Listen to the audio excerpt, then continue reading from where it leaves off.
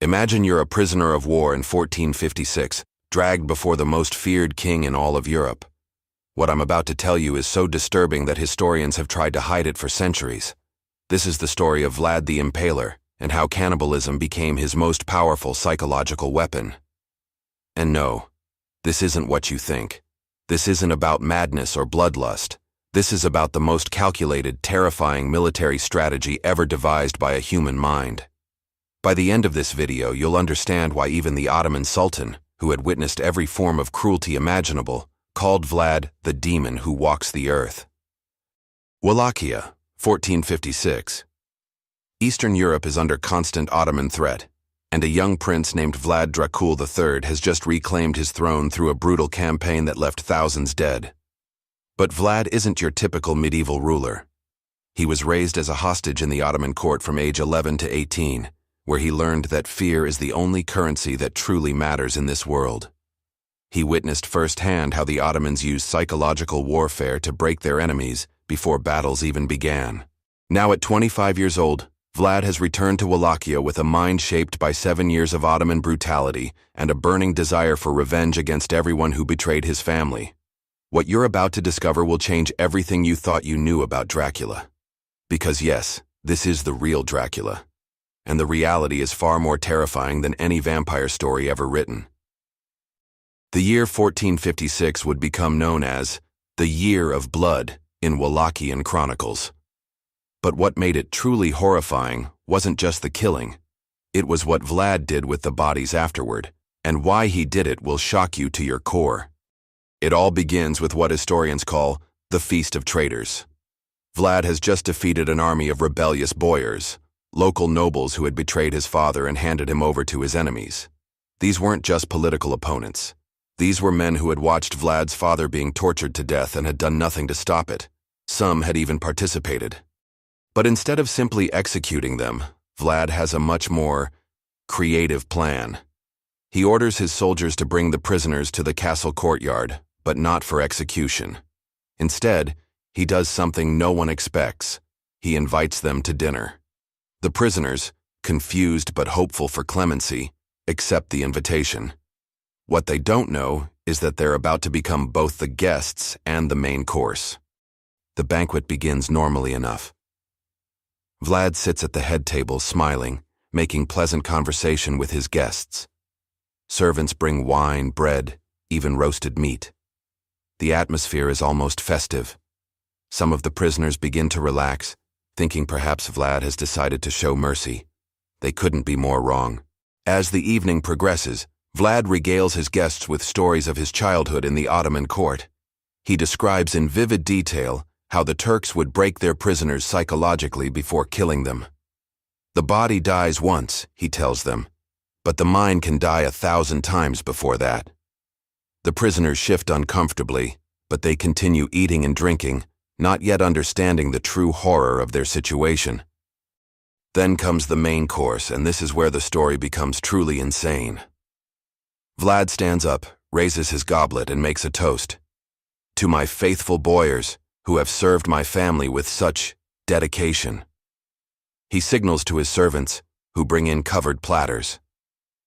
When they remove the covers, the prisoners see parts of their fellow conspirators' bodies, cooked and seasoned like a normal roast. But here's the detail that will haunt you. These weren't random body parts. Vlad had specifically chosen which parts to serve based on each traitor's particular betrayal. The heart for those who had shown cowardice. So they might finally have courage, he explained.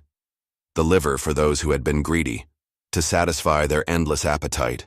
And the brain for his father's former advisors. Perhaps they'll become wiser inside me than they ever were in life. But wait. Because what happened next is even more shocking, and it reveals the true genius behind Vlad's madness. As the prisoners vomit and scream in horror, Vlad continues eating calmly, methodically. He doesn't just consume the flesh, he savors it, describing the taste and texture to his horrified guests. Your friend Radu always was tender-hearted, he says while chewing. Now I understand why. His heart is quite tender indeed. But here's the detail that historians have tried to hide. Vlad wasn't doing this for pure sadism. This was calculated military strategy. You see, in 15th century Europe, psychological warfare was everything. Armies would often surrender before fighting if they believed their enemy was truly unstoppable. And Vlad had figured out that nothing terrorizes an enemy more than the idea that their body might end up on their conqueror's dinner plate. The chronicles of the time tell us that Vlad personally selected which parts of the body to cook, based on a twisted philosophy he had developed during his captivity. He believed that by consuming his enemies, he could literally absorb their knowledge, their secrets, even their memories. This wasn't just medieval superstition. Vlad had studied ancient texts about ritual cannibalism and had developed his own systematic approach. He would interrogate prisoners extensively before killing them, learning everything about their families, their allies, their plans. Then, after consuming parts of their bodies, he would demonstrate this knowledge to other prisoners, convincing them that he had gained supernatural insight through cannibalism. The psychological effect was devastating. But the most disturbing part? Vlad didn't just eat his enemies. He forced their families to watch. Wives, children, parents, all had to witness their loved one becoming the prince's meal. And if they refused to watch, they would join the next day's menu. Some mothers were forced to watch their sons being prepared and served. Some children watched their fathers being carved up like livestock. The Ottoman chronicler Leonikos Chakokondyles wrote, "The Wallachian prince has discovered a form of warfare that attacks not just the body, but the very soul of his enemies. Men would rather die in battle than risk capture by one who devours the flesh of his foes." And here's where it gets even more twisted. Vlad developed what his contemporaries called the digestion ritual. After each cannibalistic meal, he would retire to his private chambers for what he called absorbing the enemy's essence. According to period documents, Vlad believed that the act of digestion was when he truly gained his victim's knowledge and power. He would spend hours in meditation, claiming to experience visions and memories that belonged to his consumed enemies. Whether this was genuine belief or calculated theater, the effect was the same. Everyone who heard about it was absolutely terrified. You think that's the end of it? You're completely wrong. The most disturbing part is still coming, and it involves something that will change everything you think you know about medieval warfare. Because Vlad's cannibalistic strategy worked so well that he began to systematize it, he created what modern historians call the feast protocol, a detailed system for how to use cannibalism as a weapon of war. This wasn't random violence. This was military science applied to human consumption.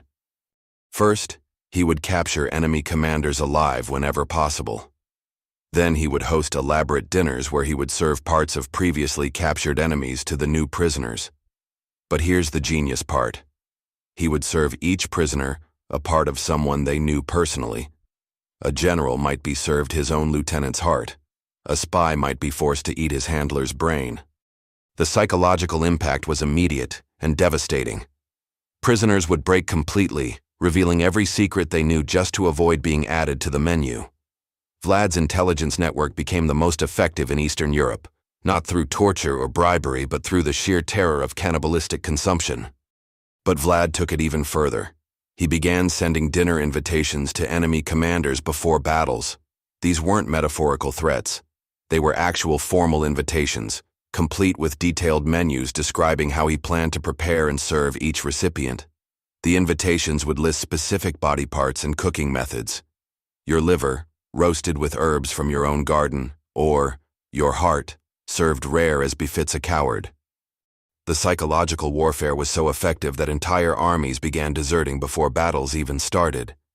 The Ottoman chronicler Tursunbeg wrote, "The mere mention of the Wallachian prince's name causes our bravest soldiers to flee. They fear not death, but what comes after death in his hands."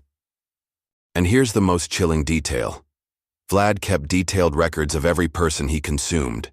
He maintained what he called the Book of Consumption, a ledger that recorded not just names and dates, but detailed notes about taste, texture, and what knowledge he believed he had gained from each meal.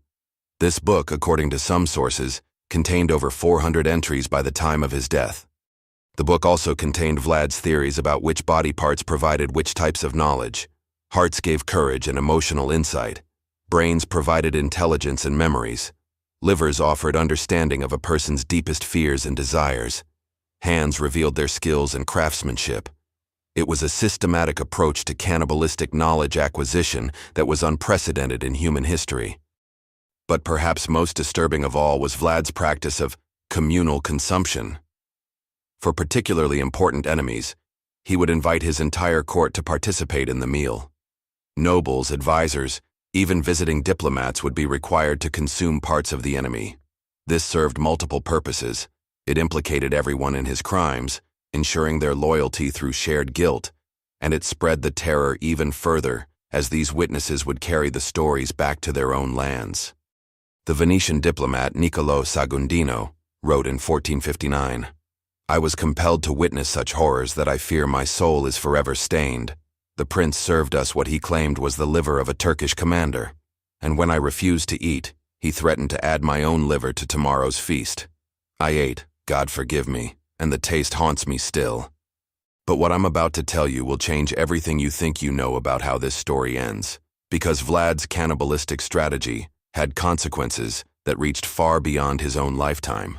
The effectiveness of Vlad's psychological warfare was so profound that it influenced European military strategy for centuries. His methods were studied and copied by commanders across the continent, though few had the stomach to implement them as thoroughly as Vlad did. News of the cannibalistic feasts spread throughout Europe via diplomatic channels and merchant networks. The Holy Roman Emperor Frederick III received detailed reports about Vlad's methods and reportedly kept them in his private military library. Even Pope Pius II, despite his horror at the reports, acknowledged that Vlad's tactics were devastatingly effective against the Ottoman threat. But the strategy that made Vlad so feared also sealed his doom. By 1476, his own soldiers had become terrified of him. They feared that if he died in battle, his spirit would somehow consume them from within. This wasn't just superstition. Vlad had cultivated this belief deliberately, telling his men that death would not stop his hunger for human flesh. The end came during his final battle against the Ottomans. But Vlad wasn't killed by enemy forces. He was killed by his own soldiers, not out of betrayal, but out of pure terror. They believed that as long as Vlad lived, they were all potential meals, and they feared that if he died naturally, his cannibalistic spirit would possess them.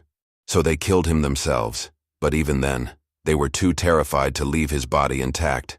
They cut him into small pieces and burned them separately, wanting to ensure that he couldn't return to consume them. His head was sent to the Ottoman Sultan as proof of his death, but even the Sultan refused to keep it in his palace, ordering it to be buried immediately in an unmarked grave. But here's the final irony. Vlad's strategy worked so well that it outlived him by centuries. The fear he had instilled in the Ottoman Empire was so profound that they avoided invading Wallachia for over 50 years after his death. His cannibalistic reputation had created a buffer zone of terror that protected his homeland long after he was gone. The influence extended far beyond military strategy. The reports of Vlad's cannibalistic feasts became the foundation for the vampire legends that would eventually inspire Bram Stoker's Dracula. But the real story is far more terrifying than any fictional vampire, because it actually happened. European diplomatic records from the period describe a man who fed upon the blood and flesh of his enemies to gain supernatural powers. Stoker simply added the fangs and removed the cooking. The core concept, a ruler who literally consumed his enemies to gain power, came directly from the historical accounts of Vlad's cannibalistic banquets. And the psychological impact? It's still felt today. Modern military strategists study Vlad's methods as an early example of what we now call asymmetric psychological warfare. His techniques for using extreme brutality to achieve strategic objectives are analyzed in military academies around the world, though obviously not recommended for implementation. The feast protocol that Vlad developed became a template for psychological operations that influenced warfare for centuries. Napoleon himself had a copy of the Chronicles of Vlad in his personal library, and there are documented cases of his generals using modified versions of Vlad's psychological tactics during the Napoleonic Wars. But perhaps the most lasting impact is cultural. The image of Vlad consuming his enemies became so embedded in European consciousness that it fundamentally changed how we think about power and domination. The phrase, eating your enemies, entered multiple European languages as a metaphor for complete victory, and it all traces back to one man's systematic use of cannibalism as a weapon of war. If this story has shocked you, wait until you see what I've discovered about the cannibalistic rituals that Vikings practiced before battles. Subscribe and hit the notification bell because what I'm going to tell you next will make Vlad look like a saint. And if you want to know which other European monarchs practiced strategic cannibalism, leave a comment with Cannibal Kings, and I'll reveal the darkest secret of Henry VIII. Trust me, what he did with the wives he executed will keep you awake for weeks. But before you go, I need to tell you something that will blow your mind. Vlad's Book of Consumption was never found after his death. Some historians believe it was hidden somewhere in his castle, while others think it was destroyed by his terrified soldiers. But here's the thing. There are rumors that copies were made and distributed to other European courts, which means somewhere out there might still be detailed records of the most systematic cannibalistic campaign in human history. We'll see you in the next video, where we'll explore why medieval kings believed that eating their enemies could make them immortal. And spoiler alert, some of them might have been right. The archaeological evidence we've uncovered will change everything you think you know about medieval medicine and the true source of royal power. Until then, remember, history's darkest secrets are often hidden in plain sight, disguised as legends and folklore. But now you know the truth behind the vampire myth. Sweet dreams.